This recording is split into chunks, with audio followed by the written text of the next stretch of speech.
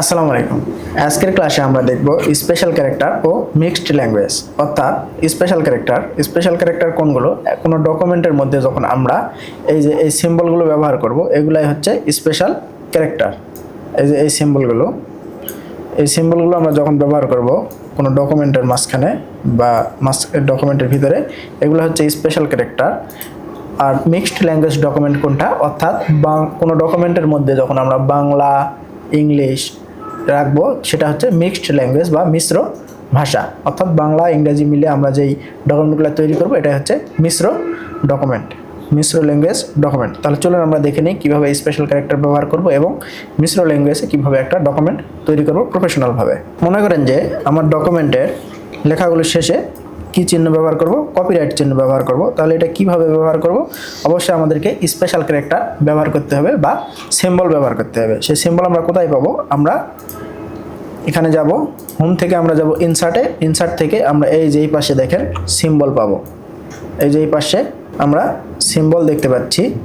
সিম্বলের এখানে আমরা যখন অ্যারো চিহ্নতে চাপ দেব, চাপ দেওয়ার পরে দেখেন মোর সিম্বল।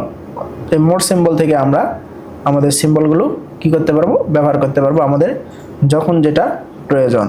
আমরা দেখেন রিসেন্ট ইউজ সিম্বল, অর্থাৎ আমরা কিছু আগে যে সিম্বলগুলো ব্যবহার করেছি সেগুলো এখানে দেখতে পাচ্ছি। আপনারা আপনাদের কাজের প্রয়োজনে যে সিম্বলগুলো বেশি বেশি ব্যবহার করবেন, সেগুলো আপনারা এই রিসেন্ট এই সিম্বলে দেখতে পারবেন। অর্থাৎ আপনারা কাজে যে সিম্বলগুলো ব্যবহার করেছেন সেগুলো আপনারা সহজে এখানে পেয়ে যাবেন, কোনো সমস্যা হবে না। এরপরে দেখেন স্পেশাল ক্যারেক্টার, অর্থাৎ এই যে সিম্বলের পরেই স্পেশাল ক্যারেক্টার। এখানে কিন্তু আপনারা আপনাদের শর্টকাট সহ দেখেন কোন সিম্বল কোন শর্টকাটে রয়েছে সব কিছু এখান থেকে দেখতে পারবেন। এছাড়া আপনারা শর্টকাট কি নিজেরাই তৈরি করতে পারবেন। আমি এটা দেখাচ্ছি না, আপনাদেরকে দেখাচ্ছি সিম্বল। চলেন আমরা যদি দেখেন ফন্ট অনুযায়ী সিম্বল খুঁজি, তাহলে আমরা প্রথমে কি দেখব? উইন্ডিংস। তাহলে আমরা এটা কপি করে নিই। এই ল্যাঙ্গুয়েজটা দেখেন, এই ল্যাঙ্গুয়েজ যখন আমরা কপি করার পরে এখানে আমাদের উইন্ডিংস রয়েছে। দেখেন উইন্ডিংসে কী কী সিম্বল রয়েছে আমরা খুব সহজে দেখতে পাচ্ছি।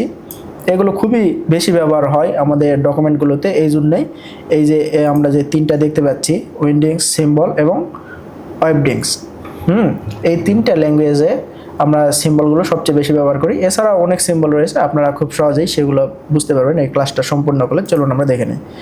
দেখেন আমরা এই সিম্বলগুলো এখান থেকে ব্যবহার করতে পারবো। এরপরে আমরা যদি এই যে এটা লিখি সিম্বল, তাহলে আমরা কি দেখতে পাই? চলুন আমরা সার্চ করি। দেখেন এখানে লেখার পরে আমি এন্টার দিলাম, দেওয়ার পরে দেখেন সিম্বলগুলো কি হয়ে গেল। সিম্বলগুলো কিন্তু পাল্টায় গিয়েছে। আপনারা এই সিম্বলগুলো ব্যবহার করতে পারবেন। এরপর আর একটা ল্যাঙ্গুয়েজ যেটা দেখলাম যে ওয়েবডিংস, চলুন আমরা এটা একটু সার্চ করে দেখি কি হয় আসলে। এটা যখন আমরা সার্চ করব, দেখেন চমৎকার সিম্বলগুলো আমরা দেখতে পাচ্ছি। এই তিনটা সিম্বলই আসলে বেশি বেশি ব্যবহার হয়, এই জন্য আমরা ওখানে রেখেছি। এরপরে আপনারা এখান থেকে অসংখ্য যে পেয়ে যাবেন সিম্বলগুলো বিভিন্ন ভাষার বা বিভিন্ন ফন্টের, আপনারা খুব সহজে এখান থেকে খুঁজে নিয়ে ব্যবহার করতে পারবেন। এরপরে আমি যেটা দেখাবো যে শর্টকাট কি অ্যাসাইন সিম্বলে, অর্থাৎ চলুন আমরা কীভাবে শর্টকাট কি অ্যাসাইন করব। কোনো ডকুমেন্টে আমি এখান থেকে এটি কেটে দেই একটু। কোনো ডকুমেন্টে যদি মনে হয় যে আপনার এই যে টেলিফোন, এই সিম্বলটা দেখেন এখান থেকে যদি আপনি ইনসার্ট করতে চান, তাহলে কিন্তু কি ইনসার্ট করতে পারছেন। এই যে দেখেন আমি যদি এখানে কোনো ডকুমেন্ট তৈরি করার সময় যদি আমি লিখি ফোন, আর এটা এইভাবে ফোন না লিখে আমি যদি এখানে সিম্বলের মাধ্যমে প্রকাশ করতে চাই, তাহলে আমরা কোথায় যাব? ইনসার্ট থেকে সিম্বল থেকে এই যে রিসেন্ট যেইগুলো আমি ব্যবহার করেছি সেগুলো এখানে দেখতে পাচ্ছি, বা মরে গেলেও রিসেন্ট এই যে এখানে ব্যবহার করতে পারছি। এই রিসেন্ট থেকেই যখন আমি ইনসার্টের চাপ দেবো, দেখেন ফোন চলে আসলো। তারপরে আপনি কি করবেন? ক্লোজ করে ক্লোন দিয়ে আপনি যে কোনো একটা ফোন নাম্বার লিখতে পারবেন। এভাবে আপনি রিসেন্ট যে ডকুমেন্টে যে আপনি সিম্বলগুলো ব্যবহার করতে পারবেন। এখন এই যে আপনার এই টেলিফোন বা ফোন, এটা বেশি বেশি ব্যবহার করবেন, মানে ডকুমেন্টে বেশি বেশি ব্যবহার হচ্ছে বা আপনি যে কাজগুলো করেন সেখানে বেশি বেশি ব্যবহার হচ্ছে।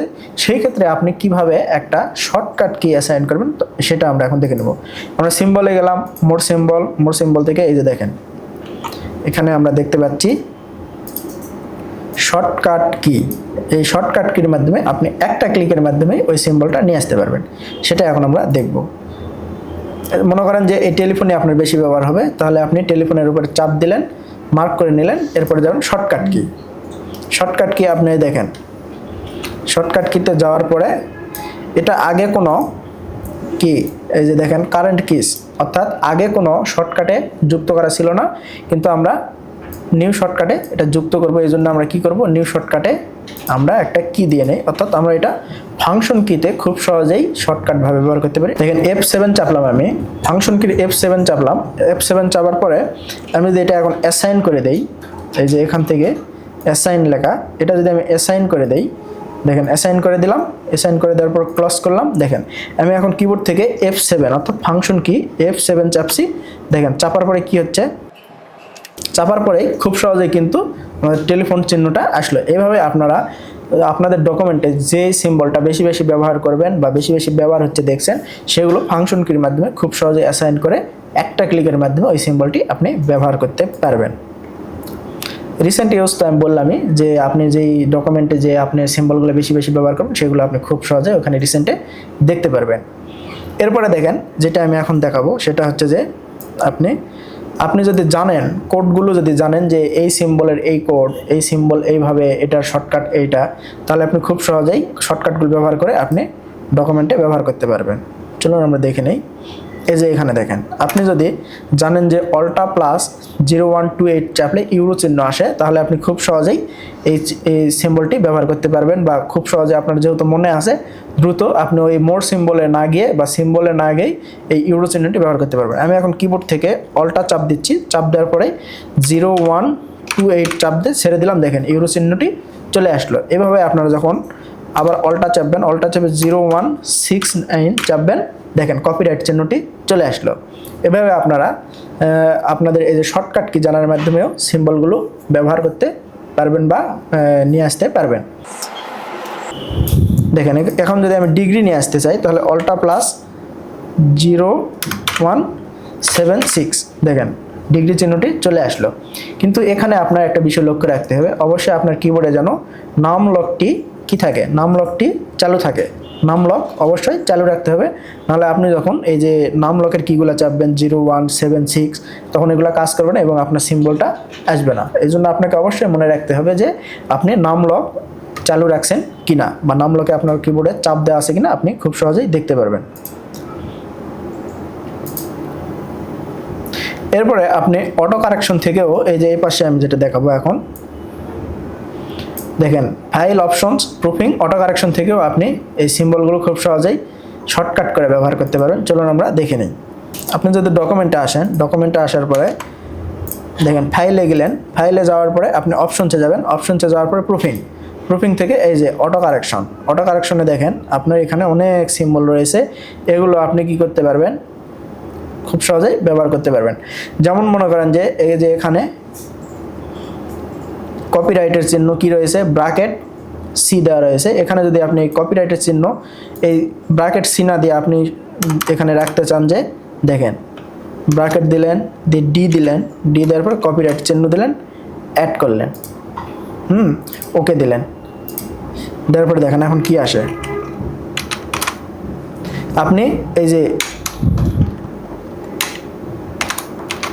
আমি এখানে একটা স্পেস রাখলাম, কারণ স্পেস যদি না দেন আপনি এই যে এইটা লেখার পরেই কি আসতো, এই কপিরাইটের চিহ্নটা চলে আসলো। কিন্তু এখন দেখেন আমি কিন্তু এখন এটা সেট করেছি, কিন্তু আগে কি ছিল, আগে ছিল আপনি যখন ব্র্যাকেট দিবেন, ফার্স্ট ব্র্যাকেট দেওয়ার পরে সি দিবেন, দেওয়ার পরে আবার ব্র্যাকেট দিয়ে বন্ধ করবেন, এটা দিয়েও কিন্তু চলে আসছে। আপনারা এইভাবে আপনারা যদি মনে না থাকে যে কপিরাইট চিহ্ন ওই এই ডিফল্টভাবে যেটা সেট করা ছিল মাইক্রোসফট অফিসে, অর্থাৎ এই যে first bracket C first bracket, আপনি যদি মনে করেন যে না আমি ওইটা ব্যবহার করবো না, আমি নিজের মতো করে একটা কি করে নেব, অটো কারেকশন করে নেব, সেইটাই আমি ব্যবহার করব যেন আমার মনে থাকে। এই জন্য আপনি এটা ব্যবহার করতে পারবেন এইভাবে, first bracket D, first bracket close করলাম, চলে আসলো কপিরাইট চিহ্ন। এভাবে আপনারা ফাইল থেকে অপশনস থেকে প্রুফিং থেকে অটো কারেকশনের মাধ্যমে আপনারা ব্যবহার করতে পারবেন। এখন যদি আপনি চান যে কোনো ডকুমেন্টে আপনারা আপনার নাম ব্যবহার করবেন, শুধুমাত্র যে কোনো একটা লেখার মাধ্যমে লিখলেই আপনার নাম পুরোটা চলে আসবে ডকুমেন্টে। তাহলে কিভাবে করবেন দেখেন, আমি সেট করে নিচ্ছি। আমার নামেও যদি মনে করেন যে সিগনেচার SIG2 লিখলে কি হবে, তাইফুল ইসলাম পুরো নামটি চলে আসবে। এটা আমি এখন অ্যাড করে নিচ্ছি। অ্যাড করে নেওয়ার পরে ওকে দিলাম, ওকে ক্লোজ হয়ে গেল। আমি যদি এখন লিখি SIG2, দেখেন লেখার পরে আমি যখন ইন্টার চাপলাম আমার পুরো নামটি চলে আসলো। এভাবে আপনারা কি করতে পারবেন, এভাবে আপনারা আপনাদের কোম্পানি অ্যাড্রেস, ইমেইল, আরও যেটা প্রয়োজন হয় বেশি বেশি সেটা ব্যবহার করতে পারবেন। আমি আশা করি আপনারা বুঝতে পারছেন যে কিভাবে আপনারা ডকুমেন্টে স্পেশাল ক্যারেক্টার ব্যবহার করবেন বা সিম্বল ব্যবহার করবেন। এরপরে যদি কোনো প্রশ্ন থাকে তাহলে আমাদেরকে মেসেজ করবেন বা কমেন্ট করবেন, আমাদের সাপোর্ট মেম্বার সবসময় আপনাদের পাশে রয়েছে। এরপরে আমরা এখন যেটা দেখব যে খুব সহজে আমরা কিভাবে কোনো ডকুমেন্টে মিশ্র ল্যাঙ্গুয়েজ ব্যবহার করে আমাদের একটা প্রফেশনাল ডকুমেন্ট তৈরি করতে পারি। তাহলে চলুন আমরা দেখে নিই। দেখেন আমার এই ডকুমেন্টটা, পুরো ডকুমেন্টটা কিসে রয়েছে দেখেন। আর এই পুরো ডকুমেন্টটা আমি যদি কি করি, কালপুরুষ করি, দেখেন আমার পুরো ডকুমেন্টটা কিন্তু এখন কালপুরুষে। আমি যেখানে আমার মাউসের কার্সর রাখি না কেন, ডকুমেন্টটা কি কালপুরুষে। আমরা সচরাচর কি করি, আমরা সচরাচর করি ইংলিশ লেখার সময় আমরা টাইম নিউ রোমান্স ব্যবহার করি, এবং বাংলা লেখার সময় এখনও সরকারিভাবে যে ফন্ট আমরা ব্যবহার করি সেটা কি ব্যবহার করি, সুতুনি MJ। কিন্তু আমরা যখন একটা ডকুমেন্ট প্রফেশনালভাবে এখন তৈরি করতে যাই বা রিসেন্ট যেই ফন্টটা ব্যবহার হয় মিশ্র ল্যাঙ্গুয়েজে, সেটা কি হয় কালপুরুষ বা সুলাইমানি লিপি। এটাতে কি হয়, বাংলা এবং ইংলিশ যখন আপনি একসঙ্গে লেখেন তখন খুব সুন্দর দেখায় লেখাটা। দেখেন এখানে যেটা আমি দেখতে পাচ্ছি, এই ডকুমেন্টটি লেখার সময় একই ফন্ট ফ্যামিলি ব্যবহার করা হয়েছে, যেমন হেডিং, বডি এবং বডিতে রেগুলার কিন্তু দুটোই ক্যালিব্রি। তাই ডকুমেন্টটা দেখতে প্রফেশনাল ও সামঞ্জস্য লাগছে। অর্থাৎ এই ডকুমেন্টে যে এই ফন্টটাও আপনি ব্যবহার করে বাংলা ইংরেজি দুইটাই ব্যবহার করতে পারবেন মানে ডকুমেন্টে। তাহলে দেখেন আমি যখন মাউসের কার্সর যেখানেই রাখি না কেন কি দেখাচ্ছে, কালপুরুষ, কারণ আমি পুরো ডকুমেন্টটা কালপুরুষে তৈরি করেছি। তাহলে এখন আমরা দেখে নিই যে কালপুরুষ বা অন্যান্য যেই ল্যাঙ্গুয়েজের মাধ্যমে আমাদের ডকুমেন্টটা কীরকম দেখায়। আমি যদি এখন বাংলাতে লিখি আমার নাম সাইফুল ইসলাম, এটা যদি এখন আমি ইংলিশে লিখি my name is Saiful Islam, কত চমৎকার দেখাচ্ছেন না, দেখেন চমৎকার দেখাচ্ছে, কিন্তু মানে বোঝাই যাচ্ছে না যে এই যে এই ইংলিশ লেখাটা ভিন্ন বা বাংলা লেখাটা ভিন্ন। কিন্তু এখন দেখেন আমি যদি নিচে আসি, নিচের লাইনে আমি যদি এটা সুতুনি MJ করে দেই,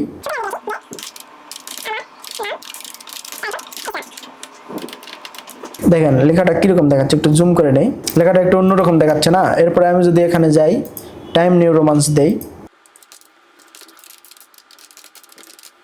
দেখেন লেখাটা কিন্তু একটু পার্থক্য রয়েছে। অর্থাৎ এই বাংলা লেখাটা কি হয়েছে, বাংলা লেখাটা একটু ছোট হয়ে গিয়েছে। অর্থাৎ এই যে ইংলিশ লেখাটা যত বড় দেখাচ্ছে, আমি বোঝাতে যাচ্ছিলাম আসলে কোনটা, দেখেন স্ক্রিনশট দিই একটু, দেখেন আমি যদি ইংলিশ লেখাটা আরও কিন্তু নিচের দিকে রয়েছে, কিন্তু বাংলা লেখাটা একটু ছোট ছোট দেখাচ্ছে। এই জন্য আমরা কি করব, এটা যদি এখন আমি দুইটাকে কি করে দেই, কালপুরুষ করে দেই, তাহলে দেখেন এখন কি এই ডকুমেন্টটা কি হয়ে গেল, কালপুরুষ করার পরে আমার বাংলা লেখাটা কি গেল, ভেঙে গেল। অর্থাৎ প্রফেশনাল হলো না। কেন হলো না, এই লেখাটা দেখেন, আবার Ctrl Z দিয়ে আমি আগের অবস্থায় ফিরে আসি। আমি যখন এই লেখাটা কপি করব, কপি করার পরে আমি যদি আমার ক্রমে যাই, ক্রমে যাওয়ার পরে একটা নিউ ট্যাব নিলাম, নিউ ট্যাবে পেস্ট করলাম, দেখেন বাংলাটা কি হয়েছে, বাংলাটা ভেঙে গিয়েছে। অর্থাৎ জিনিসটা প্রফেশনাল হলো না। আর এই যে উপরে যে লেখাটা রয়েছে সম্পূর্ণ কালপুরুষে, দেখেন এই লেখাটা যদি আমি কপি করি, কপি করার পরে আমি যাওয়ার পরে গুগল ক্রমে আসলাম, নিউ ট্যাব নিলাম, আবার পেস্ট করলাম, দেখেন সম্পূর্ণ লেখাটা সুন্দর করে রয়েছে। অর্থাৎ আমরা যখন কোনো কি করব, মিক্সড ল্যাঙ্গুয়েজ অর্থাৎ মিশ্র ভাষায় বাংলা ইংরাজি উভয় থাকবে কোনো ডকুমেন্টে, সেই ডকুমেন্টে অবশ্যই আমরা কি চেষ্টা করব, কালপুরুষ, কালপুরুষ ব্যবহার করার চেষ্টা করব বা সুলাইমানি লিপি ব্যবহার করার চেষ্টা করব। কারণ এই সুলাইমানি লিপি ও কালপুরুষে কি করা যায়, বাংলা এবং ইংলিশ ব্যবহার করা যায়, এবং এটা ওয়েবে সাপোর্ট করে। ওয়েবে সাপোর্ট কিভাবে করে, ওয়েবে সাপোর্ট করে আমরা যদি দেখেন আবার ক্রমে যাই, ক্রমে যাওয়ার পরে আমরা যদি এটাই সার্চ করি আর কি, সার্চ করার পরে কোনো কিছু আসলো না, কিন্তু আমরা এই যে লেখাগুলো দেখতে পাচ্ছি, বা আমি এখানে সার্চ করি বাংলাতে আমার সোনার বাংলা আমি তোমার ভালোবাসি। দেখেন এই যে আমরা ইংলিশ লেখা দেখতে পাচ্ছি, বাংলা লেখা দেখতে পাচ্ছি, এগুলা কি? এগুলা হচ্ছে স্ট্যান্ডার্ড, অর্থাৎ ওয়েবে সাপোর্ট করে। আমরা এই যে কালপুরুষ যেটা দেখলাম, কালপুরুষে এই ইউনিকোড, অর্থাৎ ইউনিকোডে আমি আগের কোনো ক্লাসে আলোচনা করেছিলাম যে ইউনিকোডে এই লেখাগুলো থাকলে অবশ্যই ওয়েবে সাপোর্ট করে, সেই জিনিসটা এখানে আসলে মূল বিষয়। এরপরে আপনারা যেটা দেখতে পারবেন, এই যে দেখেন ক্যালিব্রি বা টাইম নিউ রোমান্সে আপনি যদি কোনো লেখা লিখেন, এটাও কি বাংলার সাথে সামঞ্জস্যপূর্ণ হয়, যেটা একটু এই যে এখানে দেখলাম। কিন্তু আমরা যখন এটা কপি করে অন্য কোথাও ব্যবহার করছি তখন কিন্তু এটা ভেঙে যাচ্ছে, বা আমরা যখন ফন্ট চেঞ্জ করছি তখন কিন্তু ভেঙে যাচ্ছে। এই জন্য আমি সবচেয়ে যেটা রেকমেন্ড করি সেটা হচ্ছে যে আপনারা সুলাইমানি লিপি বা কালপুরুষেই লেখেন। যদি আপনার কোনো আপনাকে যদি কোনো নির্দিষ্ট ফন্ট সিলেক্ট করে না দেওয়া হয় তাহলে অবশ্যই আপনারা সুলাইমানি লিপি বা কালপুরুষে লেখার চেষ্টা করবেন। তারপরে এই যে কন্ট্রোল এ দিয়ে কিন্তু আপনি এই যে কন্ট্রোল এ চাপলেন, আপনার পুরো ডকুমেন্টে কি হয়ে গেল, পুরো ডকুমেন্টের সিলেক্ট হয়ে গেছে। কিন্তু এখন এখান থেকে আপনারা আপনাদের যে ফ্রন্টে, যে কোনো ফ্রন্টে আপনার ইচ্ছা মতো এই ডকুমেন্টগুলো কি করতে পারবেন, ফ্রন্ট পরিবর্তন করতে পারবেন। তাই আমি আশা করছি যে আপনারা বুঝতে পারছেন যে কিভাবে একটা ডকুমেন্টে আপনারা বাংলা এবং ইংলিশ উভয় ল্যাঙ্গুয়েজ ব্যবহার করে প্রফেশনাল করবেন, এবং একটা ডকুমেন্টে আপনারা কিভাবে স্পেশাল ক্যারেক্টার বা সিম্বল ব্যবহার করবেন এবং সেগুলো কিভাবে শর্টকাট করে ব্যবহার করবেন। যেমন আপনার নিজেরা শর্টকাট তৈরি করে কিভাবে সিগনেচার দিতে পারবেন বা কোম্পানি অ্যাড্রেস বা ইমেইল ও রাখতে পারবেন। অর্থাৎ আমি কিন্তু এই কোম্পানি অ্যাড্রেস বা ইমেইল রাখা দেখাইনি, কিন্তু আমি সিগনেচার রাখা দেখাইছি। আপনারা ওইভাবেই কোম্পানি অ্যাড্রেস বা ইমেইলগুলো রাখতে পারবেন। আমি হয়তো বা বোঝাতে সক্ষম হয়েছি যে আজকের ক্লাসে যা আলোচনা করলাম। আপনার এরপরে যদি কোনো সমস্যা থাকে অবশ্যই আমাদেরকে মেসেজ করবেন বা কমেন্ট করবেন, আমরা সমাধান দেওয়ার চেষ্টা করব। আসসালামু আলাইকুম।